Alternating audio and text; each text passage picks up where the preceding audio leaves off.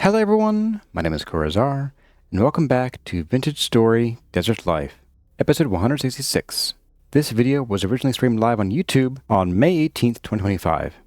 Also, please be aware, there are going to be some pretty big story spoilers this time around, so if you are not past the Residence Archives in the story, and you don't want to have it spoiled for you, this may not be the video for you. We get pretty far in the story. With that being said, I hope you enjoy the video. Really? Why was that hyena chasing those? They don't normally do that. Inga Raymond lost their elk to a nightmare drifter. Oh, so the drifter hit the elk with the stone, elk aggroed on the drifter, and then it went as you'd expect. That's rough.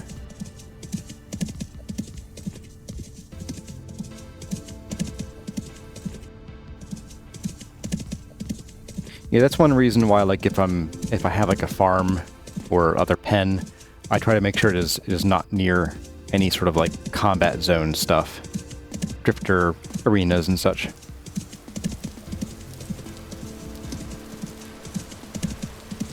right, so let's see how far we are. God. So we're like maybe a fifth of the way there. That's rough. Although we were only running for like a couple hours in the afternoon and evening.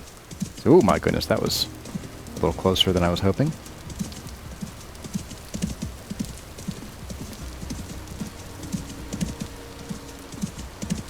So what I'm thinking here, my thoughts on the story stuff so far, is I like it from a like user experience perspective. I think it would be nice if they were clustered somewhat, or at least like generally in a tighter radius around home, so you can actually go home, do stuff, get your gear set up again for additional adventures, and then go back out without having to retrace your steps.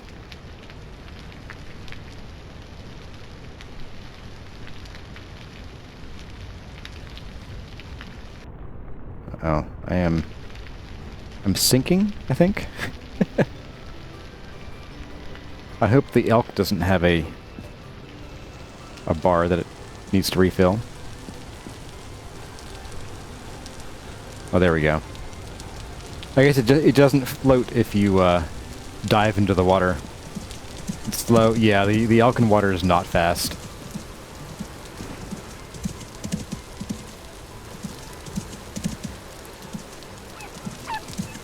Pork.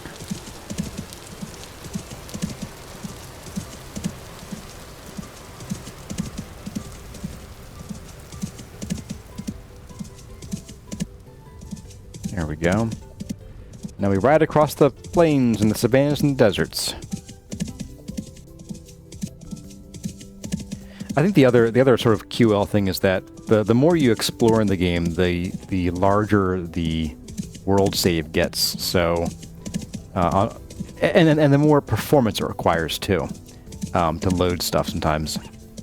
So people with smaller hard drives, who back things up on a reasonably regular basis, might end up having to trim those a bit. Benny Custom's headed out. Well, good to see Benny Custom. Hope to see you again soon. Remember when you could breathe underwater forever? I remember when you could take torches underwater too. Yeah, the torch extinguishing was new to the game when I started the first guide series back in 1.15? Well, 1.16. 1.16. I think 15 was the last version you could take torches underwater in. Oh, clunk. Ah, good. Great visibility. Love it. You think it fits the narrative, the long distances? I mean, I agree it fits the narrative of, like, adventuring. I guess from another perspective is that as a streamer, it's kind of tough to do content for, like, at least in my mind, this isn't what I would normally, if I were recording a video or watching someone play, I wouldn't normally record all of this. I don't know. Maybe I would watch someone stream, you know, going on this adventure. Speaking of adventures, let's take a quick peek in here. See if we happen to have any translocators right by the surface. Nothing there. I'll try this one down here real quick, just because these little crevices often lead to terrible places. Okay. Well, that was fun.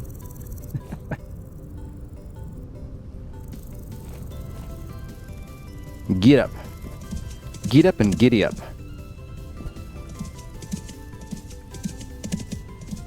Where am I going here? Let's go... We'll go across this hill and then sort of... Bow-torn. Yuck. And we'll go across this hill, through the trees. Oh my, no, we'll get stuck apparently. I cannot see a darn thing. Stop me. Alright, we're gonna go for the first-person mode this time. I do hear bees. Not that we need them. Some gorgeous greenery here. Just glad we have a mountain elk and not like one with flat-soled feet.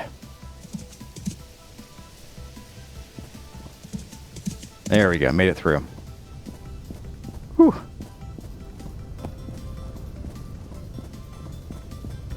Yeah, you guys want to do a little bit of 20 questions while we do this? Go ahead and fire off some questions at me. I'll answer the ones that I can. It is kind of hard to like read chat and avoid holes at the same time, but I'll do what I can.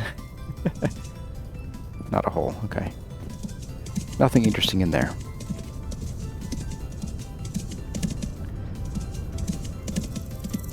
I just realized I forgot to end that other poll. I'll get to it. Next rest stop. I'll kill that old pole. Don't need it.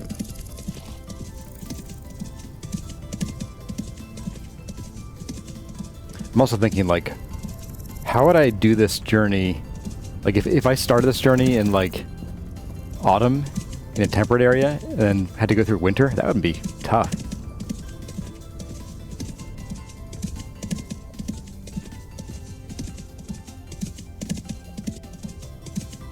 Hello. Anything in here?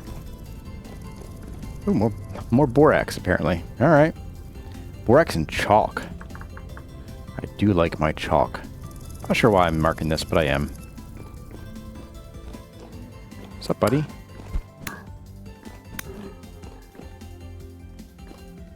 There's a ton of borax here, my goodness. Any translocators in here? Would love TL or 3. No, that's about as far as I want to go. Alright. Have I seen Cubic Odyssey? Looks like No Man's Sky in a block world. No, that sounds familiar, but the name isn't quite ringing a bell. There was one a long time ago. And maybe it's the same game or something, maybe a spiritual sequel. But it was like a game by by a single French guy. And it was basically what you're describing. It was a spacefaring game with very high detailed voxel. So like super duper micro voxel kind of stuff. And that one was pretty cool. Oh yeah, I'm forgetting to check is a lot of these ruins might have indicators we could rip up.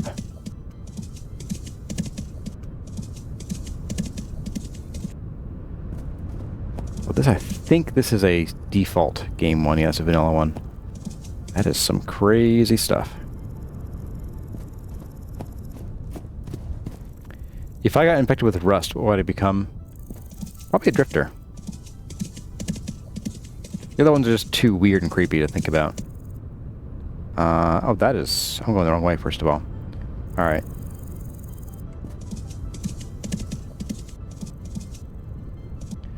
What do I think of Aska?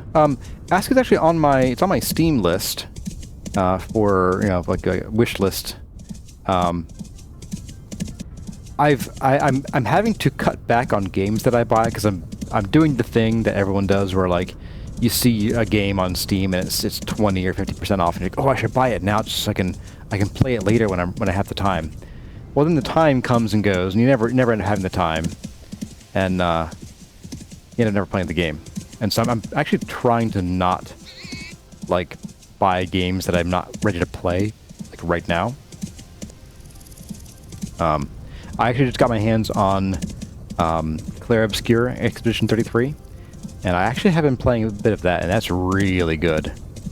It's straight as an arrow. It's you know, not an adventure-y game. It's an, you know, old school JRPG style with modern improvements to quality of life, and also some interesting mechanics and throwbacks to games like Legend of Dragoon.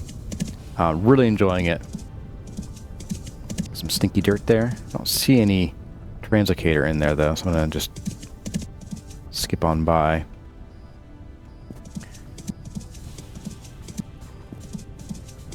How's the fam? Your brother just had his first son this month, says Keth, and you stayed over placed out for like 2 weeks. Oh, that's nice of you. That's really cool. Yeah, family's doing really well. Let's see. Well, Kurazette is she's doing the stay-at-home mom thing, which is handy because I work from home. So like if she's not feeling well, or if she needs me to like watch every one of the kids for a few minutes, I can do that. So really lucky there. And then let's see, Kurazini's going into her first summer of preschool. We've done her first regular school year of preschool, and she has a summer preschool coming up. And Kurazumi is so close to rolling over. Like, and she wants to. She loves being on her tummy. She loves it, which is a stark contrast from Kurazumi, who hated tummy time with a passion. But Kurazumi really wants to be on her tummy and looking at stuff, and she'll probably be crawling here before long, because she's sort of started figuring out that, like, oh, I can manipulate things with my hands while I'm on my tummy, and if I kick a little bit, I can reposition myself to look at the little birdie thing on the mat that I like so much. So we're encouraging her to explore that, but she can't quite roll over yet, and it frustrates her to no end. She gets real mad. She'd get about 90% of the way rolled over, and then her arm gets in the way, and she doesn't know to like just pull her arm in a little bit, and she can finish the roll.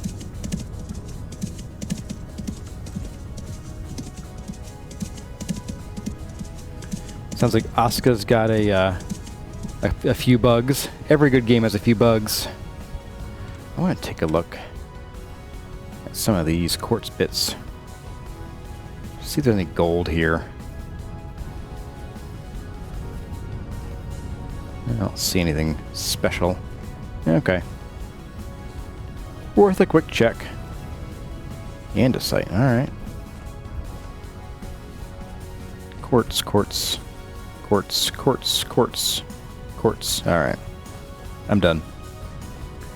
Do I have any tips on building a good-looking storage space? My biggest tip is probably, if you're going for good-looking, probably don't follow the examples in either guide season. Is my first tip. Those were...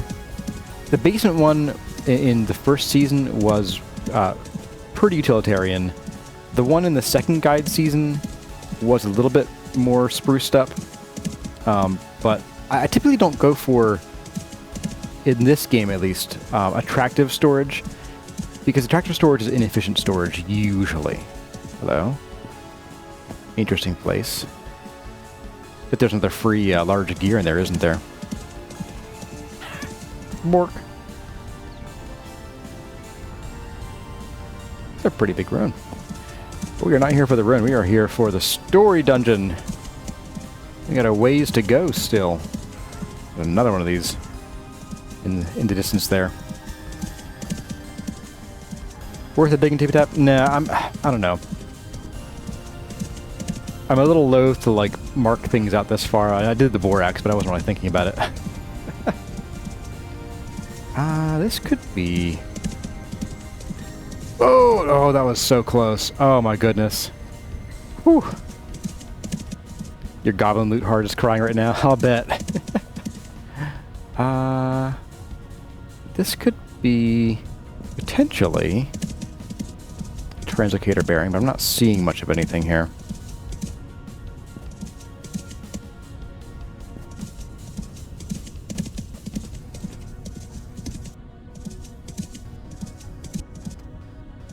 Yeah, I don't think that there's one here.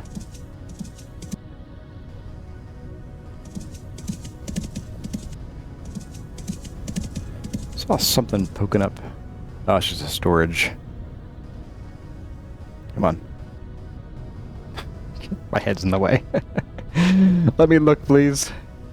Okay, yeah, there's nothing here. Okay. Just another half-hour ride, and I might be halfway.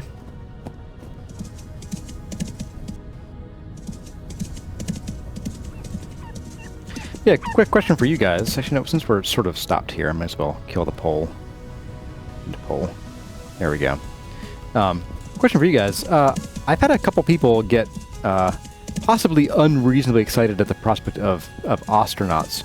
Is that a game you guys want to see? I really enjoy it, but I know it can be kind of it's a little grindy, it can be slow. It's jank as all get out. It's maximum jank.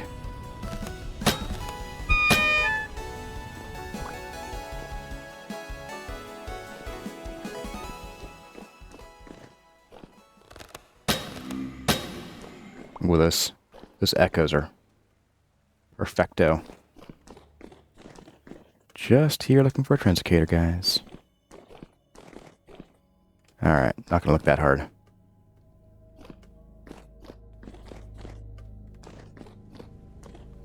Let's get back up the stairs before the really creepy ones find me and make me shriek again.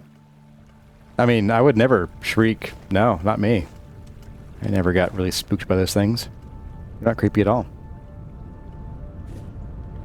Hey there, Rivy. Good to have you here. You. How far are we? I'd say... I think we are about halfway at this point. Maybe a little less. Yeah, about halfway, 45%. I'll take it. That's not too terrible. Bit of a hike for sure, but not terrible. Back into third-person view here.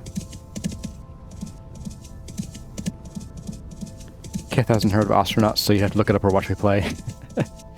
It's, Did you miss a squeal? No, there were no squeals to be missed here. Oh, wow, we have Toolie growing here. Is it Toolie or Tool? I think it's Tool. This is a pretty cool climate, then. I guess. Isn't Tool only found, like, in cooler lakes in the Highlands? At least in this game.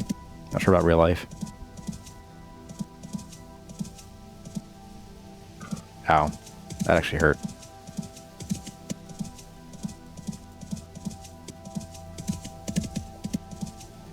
But yeah, so Astronauts is like a... It's a... Ooh, another one. It's a very low-tech... They call it cassette futurism, where, like... humanity has expanded to the solar system using basically like 1980s level technology, and you build you build spaceships, survival goods, and you do it by tearing apart other spaceships, because you're like a scrapper out near a I walked in the fire, out near an asteroid. Ooh. Hello. Nifty stuff. And it's like a little hyper realistic in some ways, like G-forces will happily kill you. It's Toolie. Okay, this is pronounced Toolie.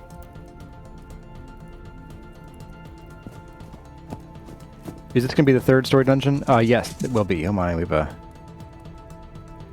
let's go across right here. We'll just do a bit of a swim. It's not very far. Speaking of space games... Oh, here we go. Do you think there's any new content versus normal caves? Oh, as in, like, do I think that caves could use more content? Yes, I do.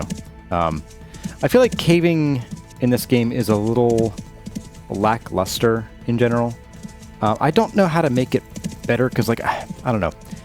It's hard to say. I can say as a player that I want it to be more interesting, but I can also say as a player that if caves were just loot pinatas all the time, then we'd need to mitigate by having more storage. Well, then you got to figure out, do we just expand current storage, or how do we handle that? So from both a player and development perspective, it's hard to say how best to fix that. We're just going to... Do I have the bone flute with me? I do not. That would be unfortunate. Let's grab that from... I guess I don't have it on you. Squeal! I think you're in here. Yeah, here we go. Let's swap the bone flute for the helmet.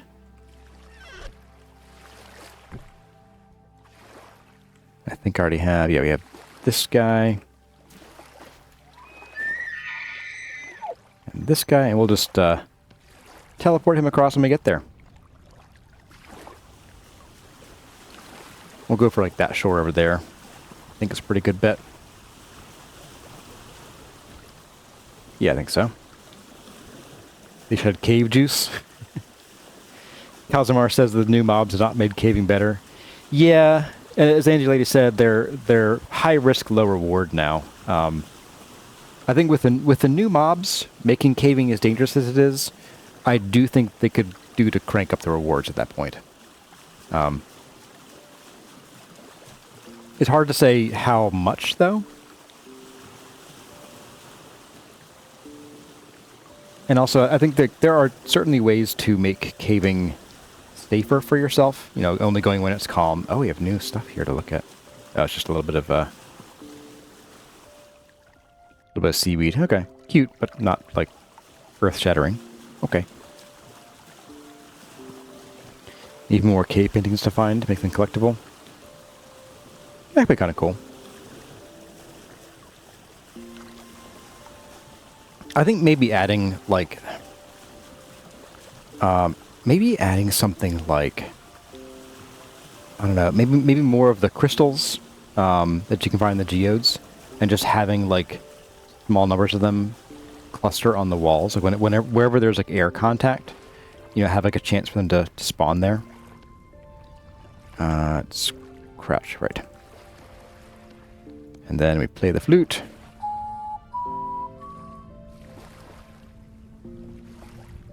Hey, there he is. Okay, so it does take a moment. Always forget that. We have low rift activity. Reasonable visibility at the moment. Don't go too deep into the night, though.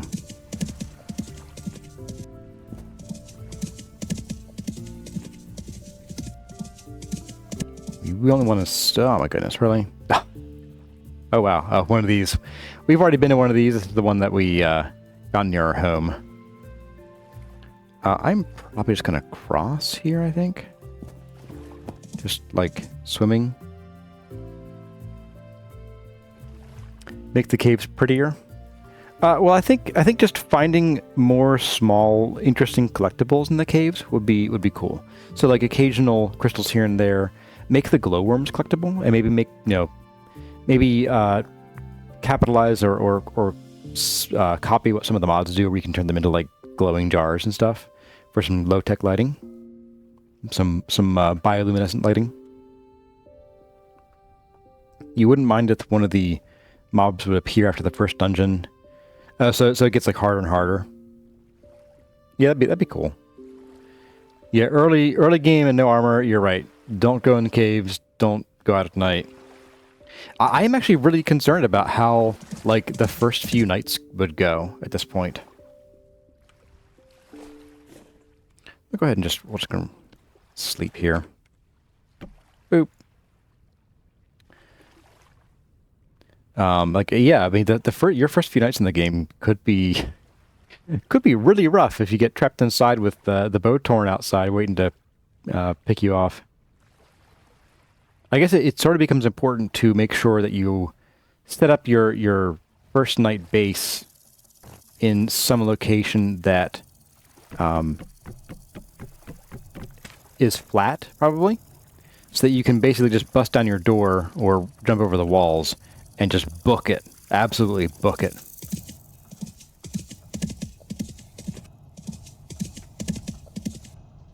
Then you get, once you get, was it 20, 30 blocks away or so? I guess it's like more like 50.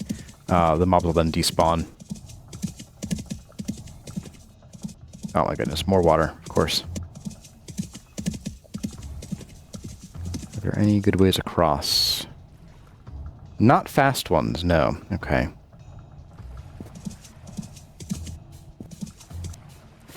I'm gonna ride the elk out to here. Would jewel crafting be good or bad for the game? As far as like, you mean like making jewelry or making the jewels themselves? I think it'd be nice to have something to do with the gems aside from just selling them. I like how these plants make flowers and they're at the top. That's pretty cool. Yeah, I'm just gonna swim across. It's slow, but I can read while I swim.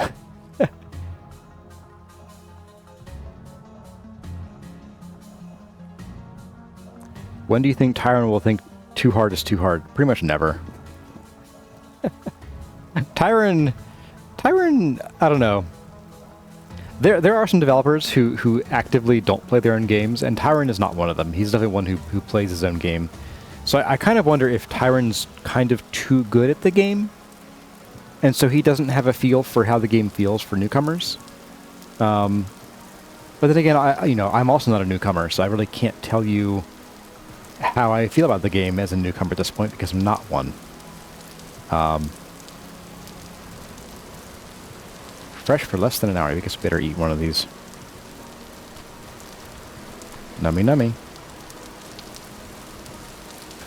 The act of removing material from that made it start spoiling. Of course. Yeah, I think if Tyron adds bodily functions beyond eating to the game, I'm going to be like, alright, time to mod those out. This isn't RimWorld bad hygiene here. Right, let's get up over these hills.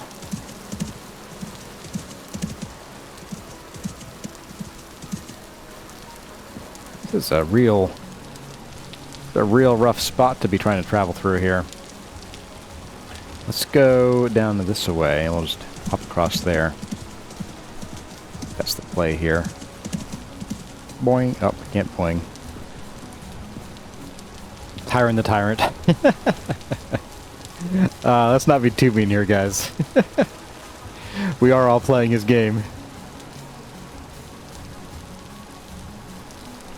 But it says, as long as there are mods that make things easier, the base game can be as hard as it pleases. Yeah.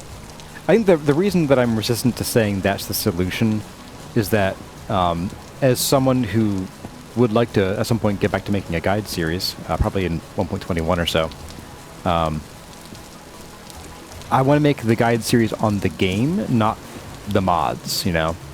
So if adding mods is necessary to play the game effectively, people aren't going to want to play it in the first place.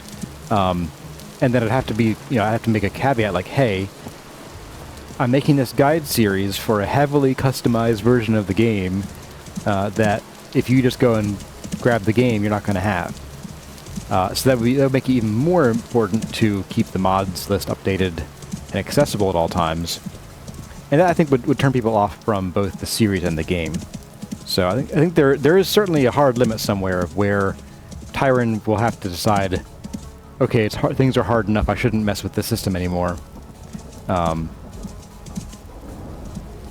don't really think we're there yet, but I wanna do a new guide season at some point and try out how the first few nights feel with all the new mobs around, and see just how bad it is.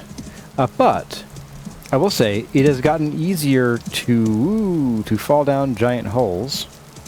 It has gotten easier to like build your first couple days with the wattle and daub. Like, it used to be you had to go and dig up dirt. You can just grab sticks and make a fence now. Like, that's... I mean, I remember when it was groundbreaking. Oh my goodness, this terrain is awful. It was groundbreaking when he added in the rough-hewn fences. Those are pretty cool. What is this nonsense?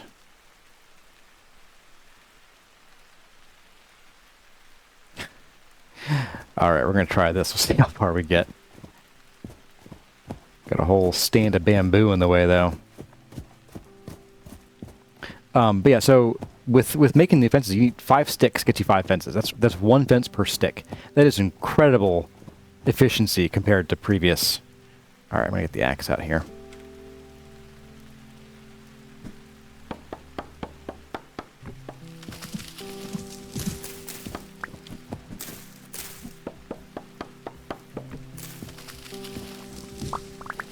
Whoops, I pressed the wrong button. No. Get back in the saddle, please.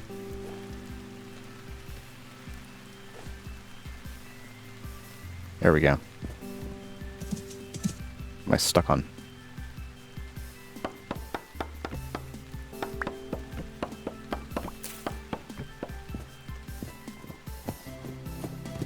Yeah, I'm gonna do it. We're riding across the top of this bamboo. That's how you ride an elk, man. Ow. Poor elk. It didn't hurt that badly.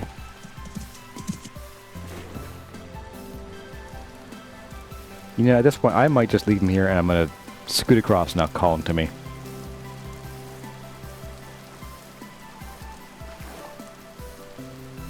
If you just sleep, you'll never see the new mobs. Well, at least for the first few nights, I guess, yeah. But a lot of time, like if you're crunched for time, you might have trouble, you know, getting your place ready to live in. I mean, it you know, again, experienced player, not a problem. New player, I don't know.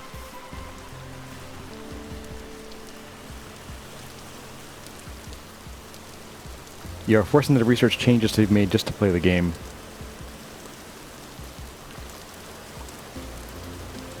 Hey there, Shenton. Good to see you again. We're on a super long journey to find the village that was marked out on the map from the super gloomy, depressing lazarette place we were in last time. Yeah, Oakree is right. Like in the first couple days, nighttime is like money time, like clay forming and all that kind of stuff.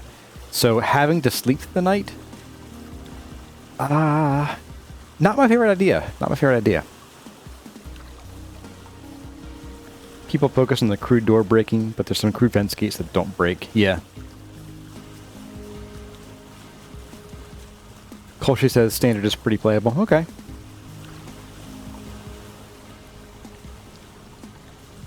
New elk name, Bamboo Dancer.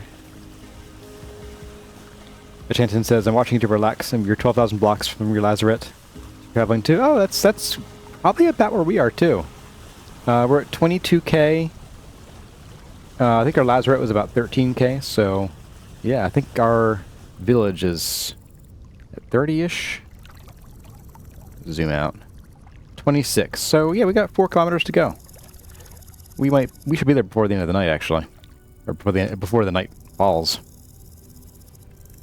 Grab, there we go. Oh, nope.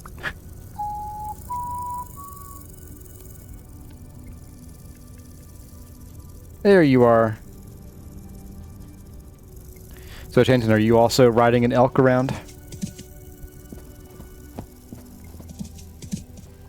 A Chinese martial arts movie, a cracking tiger, hidden elk.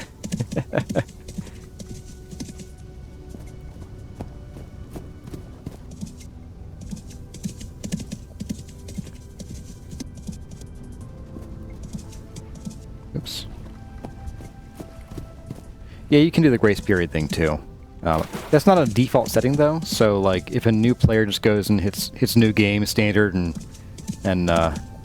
does a full send, then they could be in for a rough time. Although to be perfectly fair, when I started the game, and I knew nothing, I'd only watched, I'd watched a little bit of Paul Soros Jr. and a little bit of Ashanton's videos way back in the day, and you know, I was pretty terrified the first few nights. I would like hide in my little hut. I was like trying to fend off drifters like I was playing a zombie survival game. And this was before we even had crude doors too. So like you had to like bar your place in with dirt. You have an elk, but the world is 60% water. Oh, really? You find the elk is a little too terrifyingly fast. Okay, fair enough. Yeah, I have a default world with the water at basically 0%. I can certainly see how an ocean world would make the elk a bit of a problem. There's a problem.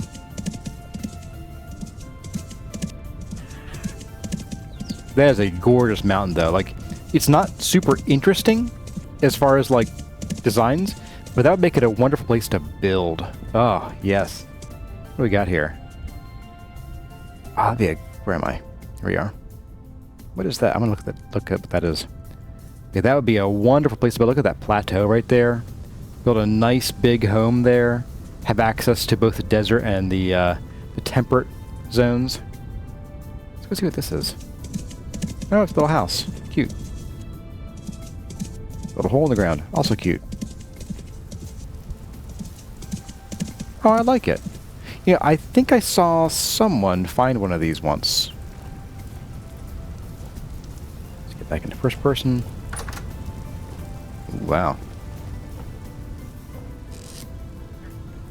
A little too much treasure in here, as usual. Brown shingle stairs, alright. Bones galore. Scroll. I would normally grab this, but it would... Well, I can use it, I guess. Darn. I'm just going to throw it out. Bye. Got in here a large crate full of rock, crate full of junk. Aged short bed. That's a cute little farmhouse. Oh, with a picture, too. Very nice. I like it. What's up here? Anything cool? Rusted pipe. Cute little, like, rooftop garden kind of thing going on. The ground's on fire, guys!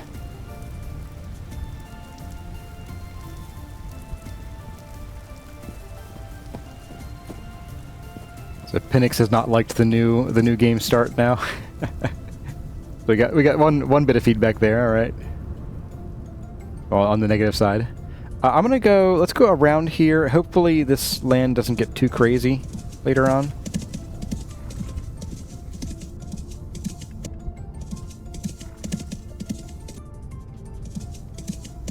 Just gonna run straight up the hill, as one does. I'm kind of keeping an eye on the map too to like look for dark spots where there could potentially be giant holes in the ground. I do think I'm pretty sold on. I will probably keep using the color map in general. I like being able to look at my builds from above and build neat designs, and the parchment map just doesn't really let you do that super well. Is full soil instability default now? I think no, I think there's sand and gravel. Still. You found one of those adobe houses in your game. It's a pretty good home away from home. Yeah, I can see that. Another villager up here, or trader up here. With a tower. Take a look at the tower. Looks like a church bell tower or something. Color map for you too, Ashanton? Yeah, all the way. Like, I like the idea of having a very in-world parchment map. But I think it would be cool. Hey, treasure hunter. Can I buy another elk? Cool. Ooh. I did just get the Forlorn Hope helmet. Yeah, I think I'm gonna stick with that. If I have to have mismatched armor, that's fine for a little while. We'll just make some gears later and keep moving. Is there a third one of you?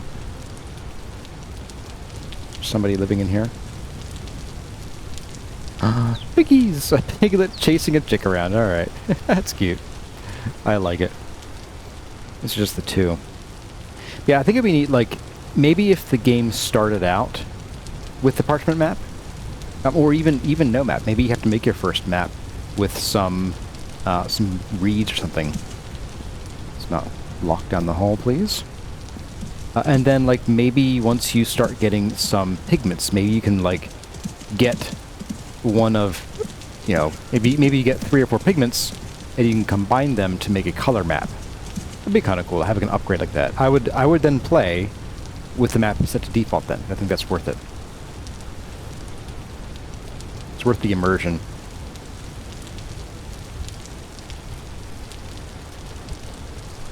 This seems to be a tower. I could dig under here, but I'm not here to dig, so that is not why we're here. We're here to get to a place. You have spare elk in the multiplayer group in case you have a visitor or need to rescue. Fair. Yeah, it's a good way of doing it. And the medallions aren't super expensive. Everything else is.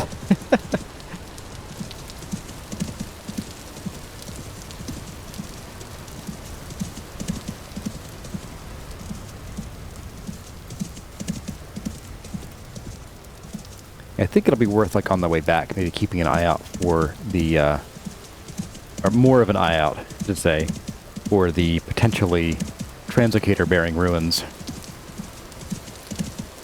Don't give Tyron ideas. Well, see, I think this is a solid idea, because it lets you start, you know, you'd still have the option to start with a color map, but, you know, you can start with a parchment map and then upgrade it along the way. And really, having no map at the very beginning probably isn't a huge issue, because you're not going to venture very far anyway. And getting a few reeds to make some paper wouldn't be, you know, that's not too much to ask, I don't think. I saw something on the ground there. I did not. CobbleSkull. Ow.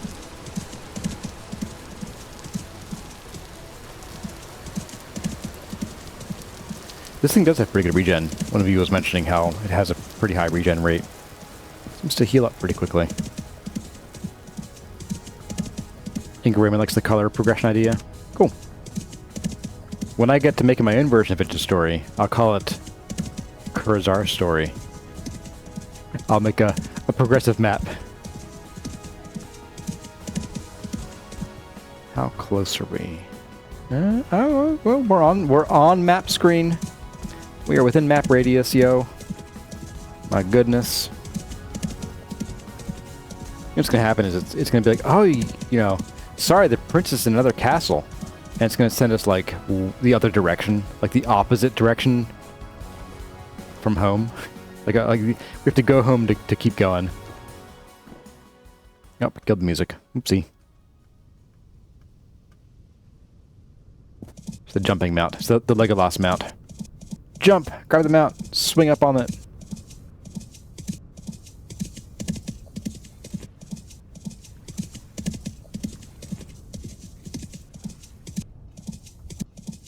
Yeah, I think my early days in Vintage Story were pretty tough.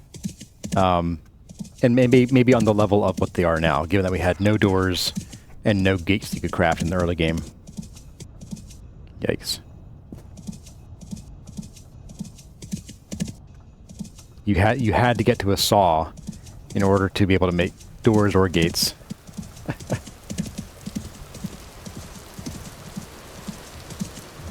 Or mods, I guess. I think there were mods that added early game doors.